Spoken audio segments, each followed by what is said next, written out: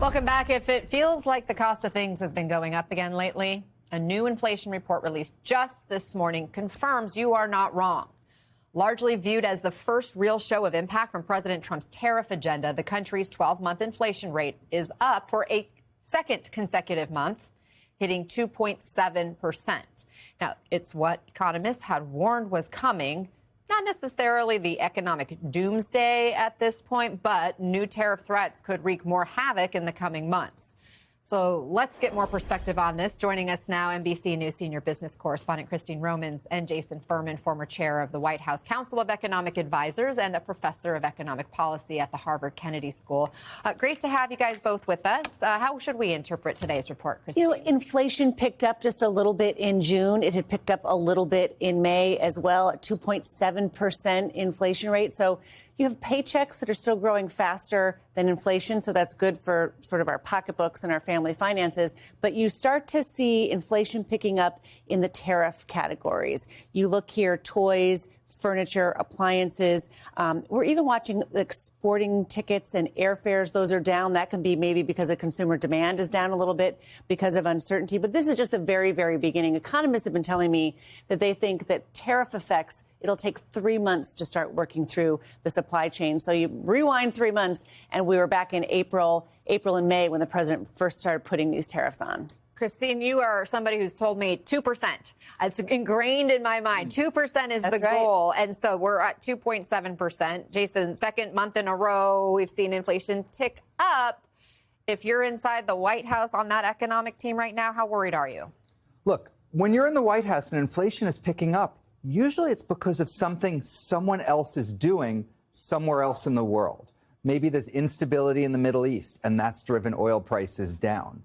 Right now, you're sitting in the White House knowing that all of this inflation pickup is because of choices you made to raise the prices on toys, on appliances, on all these things that went up in price in June.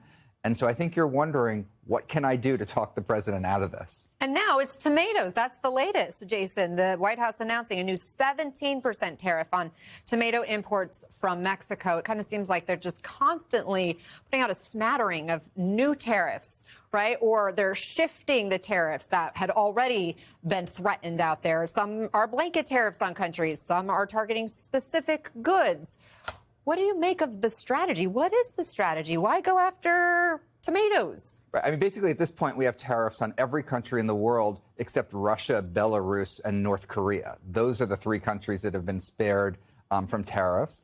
Occasionally, maybe you say it makes sense. You have a really critical industry for national security.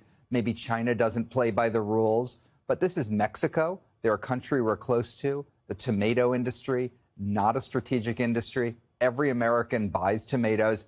Every American is going to be paying more for those tomatoes because of this tariff. Obviously, tomatoes are something grown here in the U.S., so I guess maybe this is a little bit of a high five he's throwing to farmers. Right, but we have tariffs on bananas, on coffee, on tea, on mangoes. We make very, very little of any of those products in the United States. No one thinks we're going to have a banana and coffee industry here in the United States. So we get just the higher prices without really any benefit of it at all. And we're just seeing the beginning of those higher prices now. We're going to see more in the months to come. And those tomato farmers might be in the United States might be happy about this because maybe the cheaper produced Mexican tomatoes, you know, were a competition for them. But the president also in his strategy is deporting workers, right? So you could be in the situation in agriculture in particular where now you've got this help from a tariff for your product, but then you don't have the workers to help you harvest it. That's a really good point. We also have this 30% tariff rate threatened against the EU.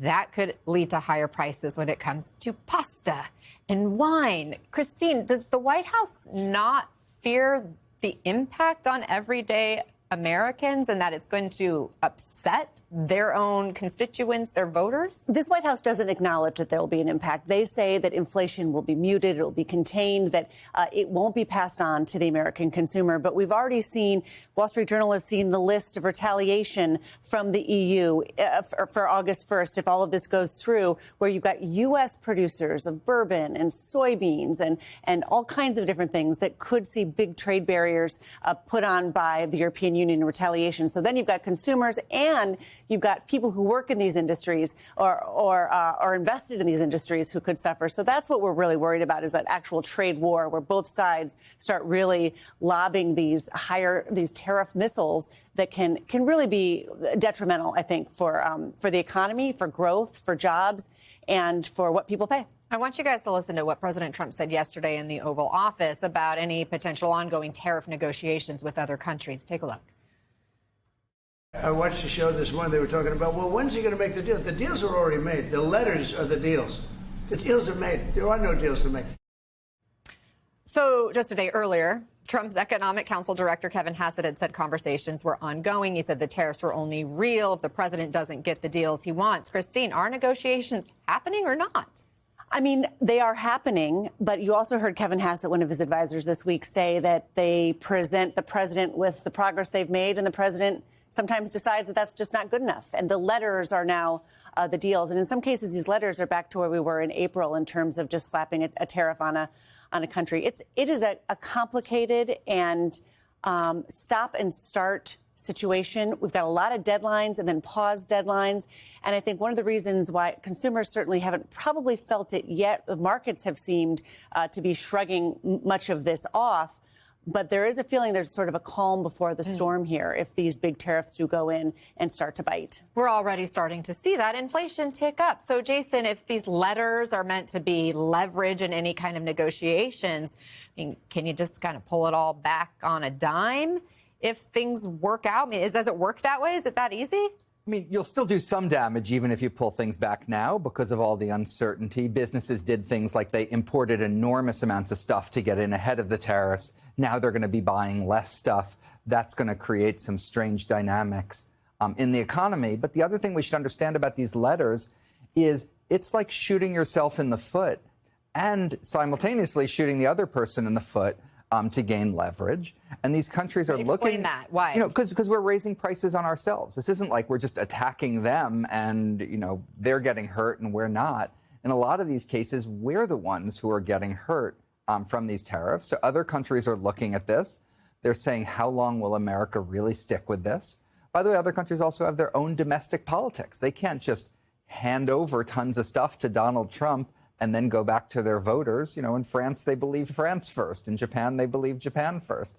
The whole world doesn't believe in America first. So he's going to have a hard time getting deals. And we saw that with China, where he basically backed down because they threatened us. And it turned out they had a lot of tools in their arsenal to go after the United States that he hadn't counted on and planned for. And now we hear the EU is planning to look elsewhere also for boosting trade in other ways with other countries. And so America may end up seeing those unintended consequences as well. Guys, thank you so much for the discussion. And there's always a new development, it feels, these days on the economic front here. Christine Rome and Jason Furman, good to see you both.